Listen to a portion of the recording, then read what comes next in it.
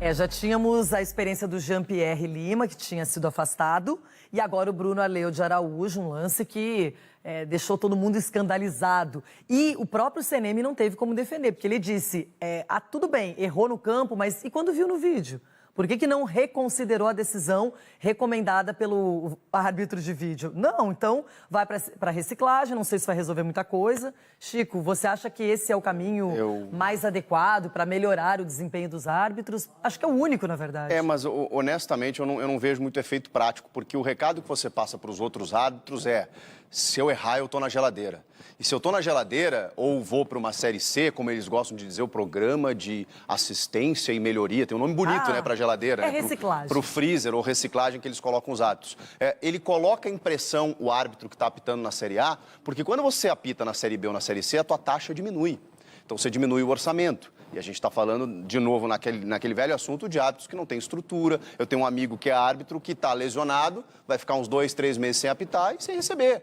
E qualquer jogador de futebol, e aí eu estou usando o exemplo do jogador, que tem que ganhar mais, que é obviamente que a relação é diferente, mas se ele ficar lesionado um ano, ele está lá um ano recebendo. Ele está lá com toda a estrutura do departamento médico à sua disposição. O árbitro, ele é amador. Então, quando você passa esse recado, errou, tá na geladeira, eu acho que não é legal, não é educativo. Chama o cara, faz palestra, orienta, o que aconteceu aqui, explica e dá uma outra oportunidade. Tá bem, vai dar um jogo na B, mas esse negócio de ficar publicamente dizendo, estamos punindo o cara, eu não sei se é a melhor Mas que clube que vai querer, Denilson, um árbitro que comete um erro tão... amador. Loirão, eu acho que é muito mais resposta para nós do que para o próprio árbitro. Joga para o público. Então, mas não pega bem, eu acho. Para a mídia, no eu acho modo que não geral, pega bem. Do que... E eu concordo muito com o Chico. Eu acho que funcionaria mais essa questão de você, de repente, dar uma palestra, mostrar vídeos, orientá-lo, né? Age dessa forma. Nosso critério é esse, tá faltando padrão aqui, ali. Óbvio que vai gerar uma discussão, né? Cada um tem uma opinião em relação a isso, mas eu vou muito na linha de raciocínio do Chico em relação a essa questão de você preparar, não você isolar o cara. Nós não estamos falando de um árbitro que está começando agora.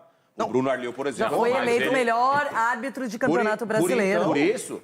E se fosse mas todo mundo tem jogador que passa por uma fase melhor, uma pior, mas por quê? Uma fase técnica. Será que ele está procurando entender por que essa fase está ruim? Será que ele está com algum problema? Mas tem um lado da pressão, só que agora, gente, agora eu acho que é diferente. Porque tem o VAR é um árbitro também. A diferença é que o VAR está sentado, olhando várias e várias imagens. Ele tem apoio, o VAR não está ali sozinho. A cabine do VAR tem mais de um árbitro. E aí esse árbitro de campo, quando ele fica muito escorado no VAR, a gente critica. Fala, ele está esperando o VAR. O Jean-Pierre naquele jogo mesmo, lá do Atlético Paranaense com o Palmeiras, ele ficou o tempo inteiro com o dedo aqui. Não era nítido. Quando o árbitro ignora o VAR, o Klaus faz muito isso. Geralmente ele toma as decisões mais por ele. A gente critica também, mas por que não usou o VAR? Então, é um pouco complicado. Eu acho que está todo mundo se adaptando, só que hoje não tem só um árbitro no jogo. Tem mais árbitros. E não tem um padrão, caracteriza que não tem nenhum padrão, nenhum, entendeu? O fato, interpretação, ela é diferente de árbitro para árbitro, de VAR para VAR. Então, por isso que causa esse tipo de problema, sabe? No futebol brasileiro, eu vejo um exagero na tentativa das pessoas mostrarem isso ou aquilo. Ao invés de fazer o feijão com arroz, não foi, acabou. Entendeu? Não, mas vai lá, faz aquela loucura. Às vezes o VAR vê um pênalti, por exemplo, e não fala nada. Aí em outro jogo, o outro que está no VAR vê e fala, é o mesmo lance parecido. Então, esse é o grande problema. Não existe uma padronização. Agora, Everton, realmente, hoje a arbitragem poderia estar melhor. Poderia estar melhor. Sim. Poderia ter muito mais recursos com a utilização do VAR. Mas as reclamações continuam as mesmas e lances onde você veja, reveja e chegue numa conclusão diferente da do árbitro, como aconteceu com o Bruno Aleu, todo mundo viu ou não marcaria o pênalti. Ele foi lá e marcou o pênalti. O VAR recomendou, não marque o pênalti, olhe no vídeo. Ele foi lá e manteve a decisão. Aí não tem muito como defender esse árbitro. Então, Renata, sabe que eu acho que uma boa alternativa, o Chico pode até me ajudar se existe essa possibilidade. O Chico como o nosso VAR aqui do programa é o Chico. Eu entendo, Renata, que algumas decisões, elas precisam ser tomadas com base na opinião da maioria envolvida. sabe? Se são X pessoas no VAR e o árbitro está no campo, e no VAR a maioria entende que o lance aconteceu ou não aconteceu, acho que tem que prevalecer. E até saber do Chico o que ele pensa disso. Porque nesse caso aí, nesse jogo, nesse lance que a gente está vendo aqui agora, o VAR chamou, porque o VAR entendeu que o pênalti não aconteceu. E o Bruno Arleu foi lá, teve a oportunidade de assistir novamente, com várias câmeras, e ainda assim, com base numa autoridade, porque eles são autoritários por vezes, sabe? Ele foi lá e bancou algo que só ele viu, Renato. Então, assim, eu já falei algumas vezes aqui, o Wilton Pereira Sampaio, você vai ficar falando disso? Vou ficar falando disso sempre.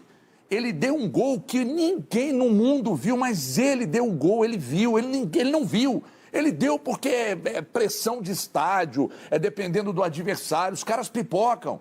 Então eu acho que às vezes tem que formar maioria para tomada de decisão. Porque, sinceramente, no Palmeiras e Bahia, por exemplo, ele deu no Atlético contra o Flamengo, ele deu para o Flamengo contra o Atlético, mas Palmeiras e Bahia ele não deu. Sabe? Então, eu sinceramente não entendo. Os árbitros, por vezes, eles precisam ir pela maioria, formar maioria para tomada de decisão. Porque ele erra, acontece o que aconteceu, o prejuízo do Goiás é imenso, aí depois vem o CNM, que é péssimo, aí vem o CNM, não, realmente o pênalti não aconteceu e tal, e daí, irmão? E o prejuízo já está feito. Sabe? Então, sinceramente, viu, Renata, tem que formar maioria para algumas decisões, porque sozinho erram muito.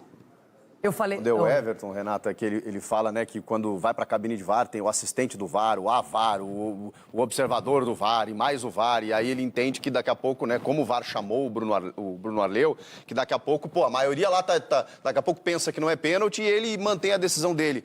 A regra diz que a decisão do árbitro de campo é soberana. Então, a decisão final sempre vai ser dele. Ô, Rê, só uma questão. Para mim, em qualquer profissão, o ser humano está suscetível ao erro. Isso é um fato.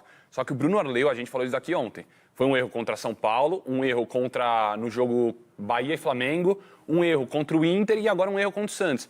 Pra mim, se o cara não tem que pegar uma geladeira, mudar alguma coisa realmente nele, eu não sei o que tem que fazer. Não adianta ele ficar educando palestra. Só não sei se o anúncio público, ele E é por isso funciona. que dos 3 árbitros em xeque nessa rodada, que foram questionados por decisões, o único que foi pra geladeira, especificamente o Bruno Arleu de Araújo, porque acho que já tem esse histórico também, imagino eu. Não, e foi o erro mais, assim, claro, né?